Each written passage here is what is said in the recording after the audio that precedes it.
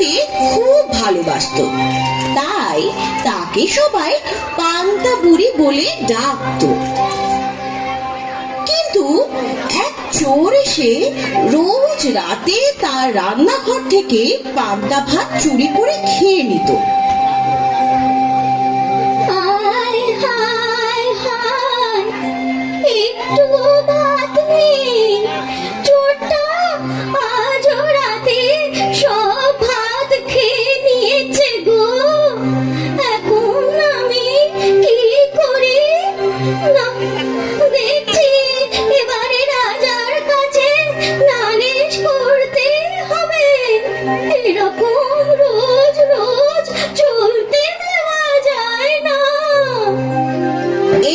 সে চলল রাজার কাছে নালিশ করতে।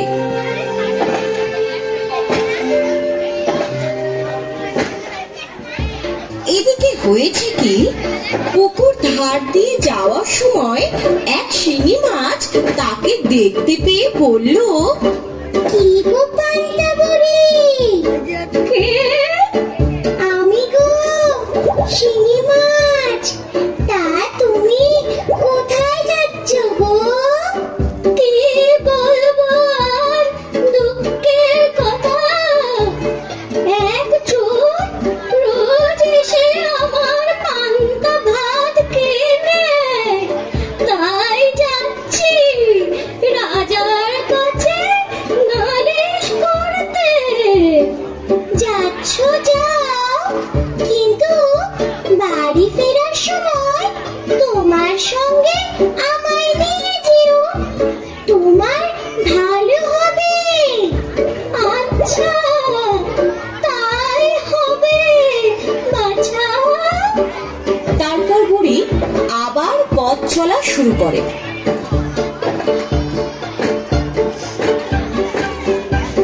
বেলতলা দিয়ে যাওয়ার সময় মাটিতে পড়ে থাকা এক বেল বলে, ও পান্তা বুড়ি, কোথায় যাচ্ছ গো? আমি বেল, তুমি কোথায় যাচ্ছ গো?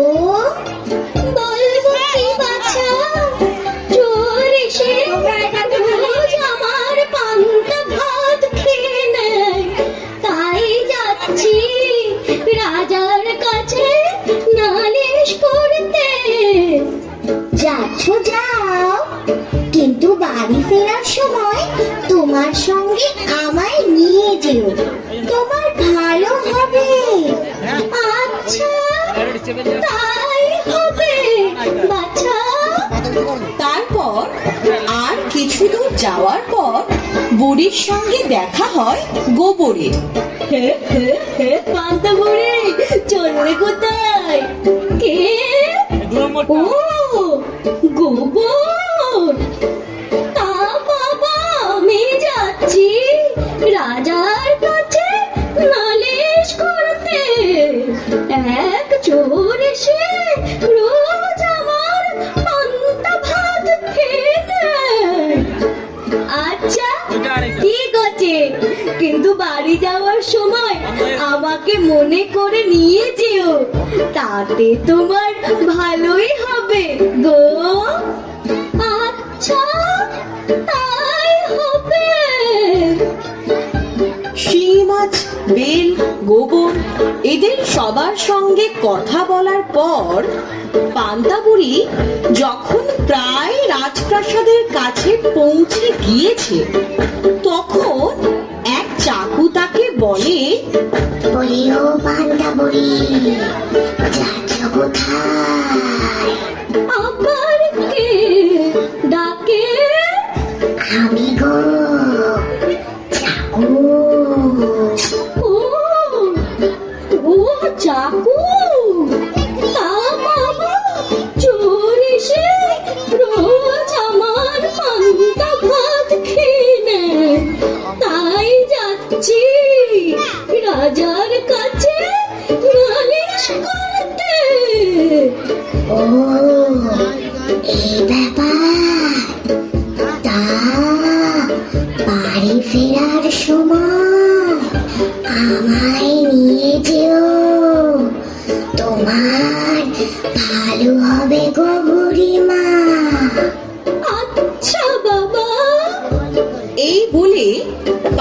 বুড়ি কিছুটা যেতেই পৌঁছে গেল রাজপ্রাসাদে।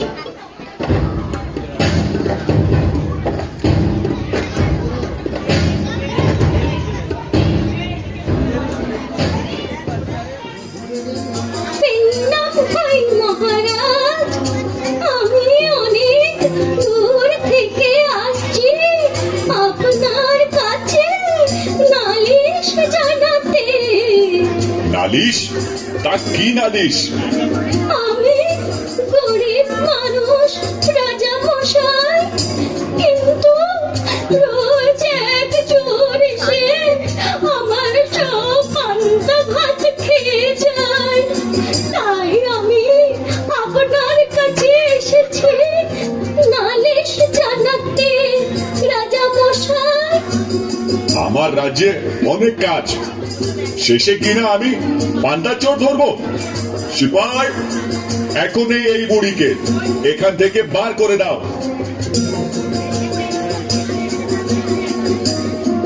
জি মহারাজ।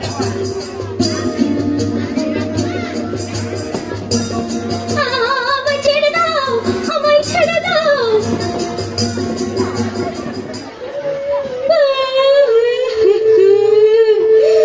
এবার আমার কি হবে?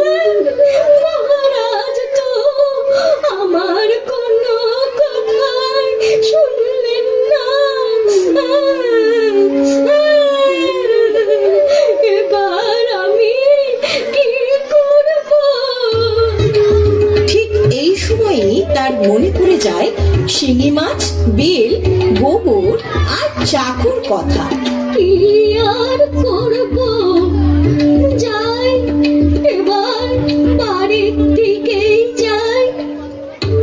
আর যাওয়ার সময় পথে ওদেরকে সাথে নিয়ে যাই। এই কথা বলে পান্তা বুড়ি বাড়ির পথের দিকে রওনা দিল। আর যাওয়ার পথে সবাইকে দেওয়া কথা মতন প্রথমে চাকু, তারপর গোবর, তারপর বেল, আর সব শেষে শিঙি মাছকে ভরে নিল ঝোলাতে।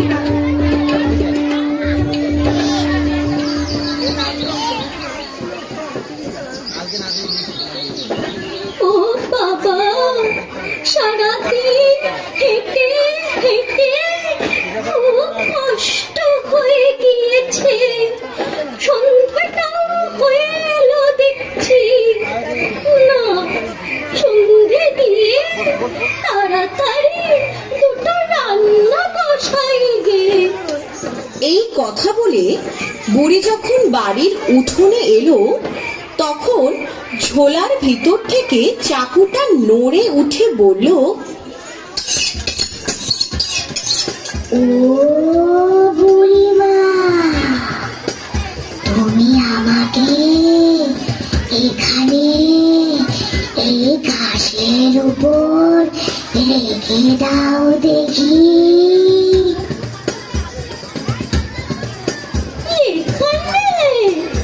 হ্যাঁ হ্যাঁ, ঠিক বড় ঘাসের ঝোপটার কাছে।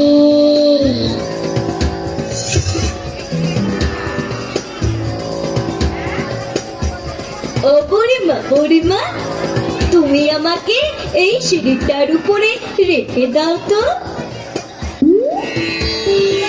এখানে? হ্যাঁ, এখানে। তারপর দেখোই না মজাটা। আচ্ছা, তাহলে তাই রাখলাম। এই বলে গোবরকে রেখে বুড়ি বাড়ির ভিতর গেল।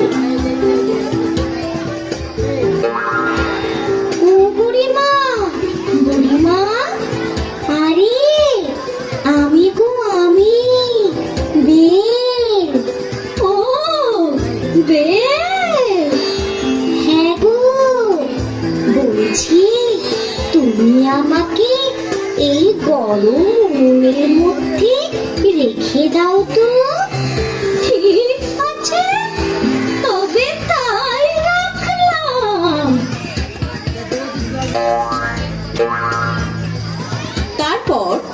ঝোলার ভিতর শিঙি মাছটার দিকে তাকিয়ে জিজ্ঞাসা করলো, তা তোমাকে কোথায় রাখতে হবে শুনি? সে হবে ক্ষণ। তুমি আগে খাওয়া দাওয়া করে নাও, তারপর তুমি আমাকে তোমার ওই পান্তা ভাতের হাঁড়ির মধ্যে না হয় রেখে দিও। এ মা, ছ্যা ছ্যা, আমি বিধবা মানুষ, আমার ভাতের হাঁড়ির ভিতরে মাছ? না না, এমনটা হয় না। আরে একদিনের তো ব্যাপার, না হলে তো চোরটাকে শাস্তি দেওয়া যাবে না। তাই আমি যেমনটা বলছি তুমি ঠিক তেমনটাই করো, তোমার ভালো হবে গো। এরপর পান্তা বুড়ি আর বেশি কথা বাড়ালো না।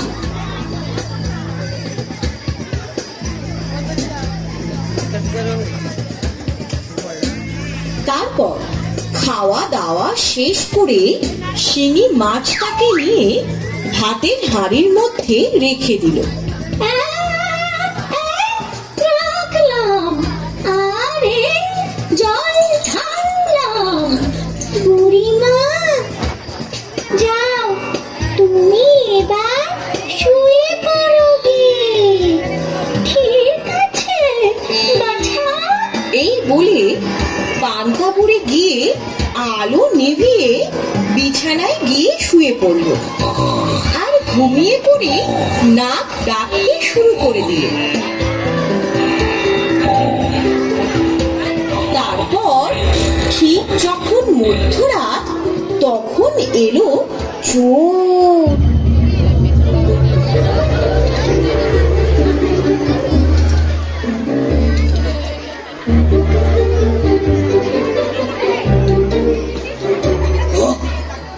আমার নামে আবার রাজার কাছে নাকি নালিশ করতে যাওয়া হচ্ছে।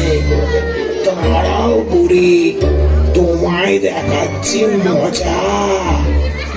রাজার কাছে তোমার নালিশ করতে যাওয়া আমি পার করে দেব। আজ আমি আবারও তোমার সমস্ত পান্তা ভাত খেয়ে তোমার হাঁড়ি ফাঁকা করে দেব।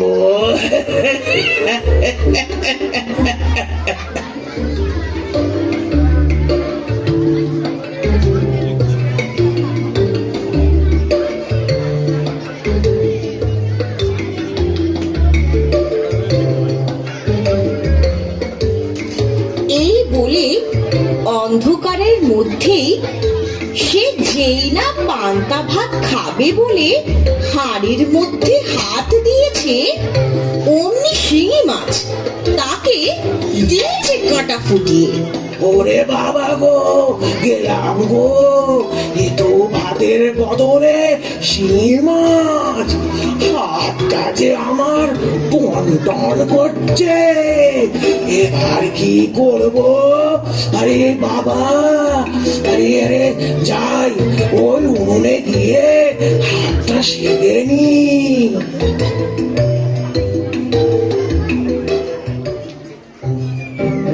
বেটা চোর, রোজ রোজ বুড়িমার পান্তা ভাত চুরি করে খাওয়া দেখ কেমন লাগে।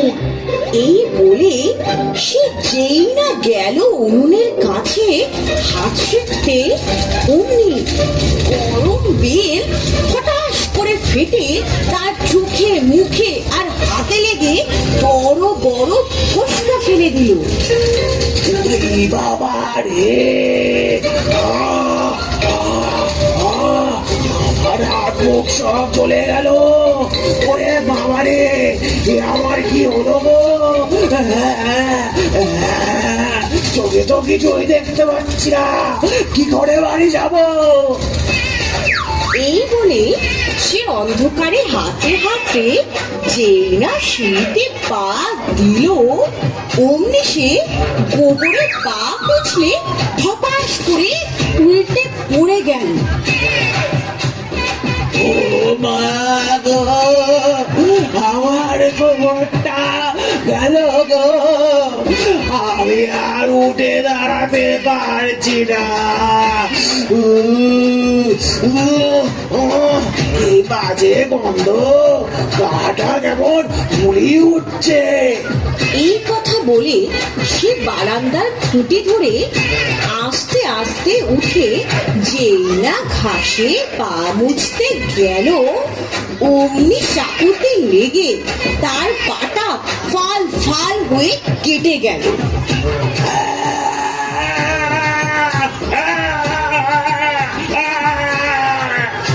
এতক্ষণ ধরে সে সব ব্যথা কোনো মতে সহ্য করলেও এই ব্যথা আর সহ্য করতে পারল না।